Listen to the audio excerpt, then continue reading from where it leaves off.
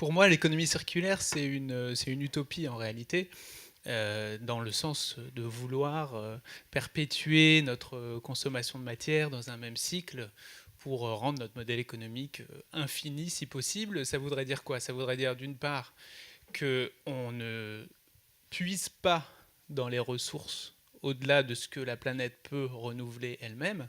Donc on ne puise pas dans les ressources non renouvelables au-delà de leur rythme, parce qu'il y a un certain rythme de renouvellement à échelle de milliards, de milliers ou de milliards, millions, milliards d'années. Donc première chose sur ces ressources, et puis qu'in fine, on n'ait pas des flux sortants, qu'on n'ait pas donc des déchets ou des pollutions qui elles-mêmes vont nuire à la qualité de vie des citoyens. Donc il y a un peu les deux côtés. Il y a ce côté ressources d'une part et limiter les flux sortants. Et donc ça, c'est vraiment, à mon avis, les deux éléments qu'on doit avoir en tête. Et pour répondre à cette utopie, mais l'utopie, c'est pas quelque chose qui n'existe pas, c'est quelque chose qu'on peut créer. C'est quelque chose qui, étymologiquement, c'est utopie, c'est le lieu qui n'existe pas encore en réalité, et donc on peut le créer à travers toute une série d'actions. Et je suis content qu'on ne se limite pas, même si c'est la semaine de réduction des déchets.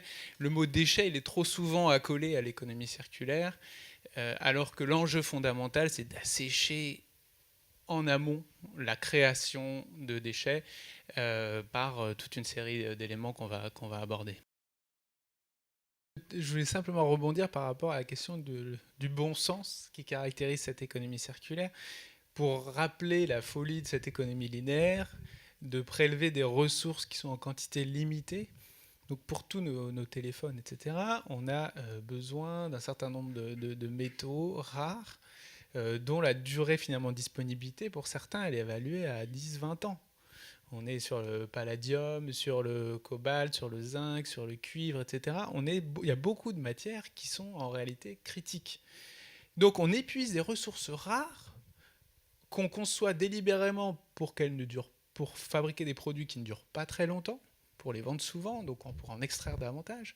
Les extractions de ressources progressent, hein, même si on est sur un trend positif ici en France peut-être, mais au niveau mondial, on extrait de plus en plus de ressources. Le sable, par exemple, on a un petit Le souci. sable, etc. Et in fine, pour en recycler peu et faire des montagnes de déchets, etc. Donc cette économie-là, elle n'a aucun sens.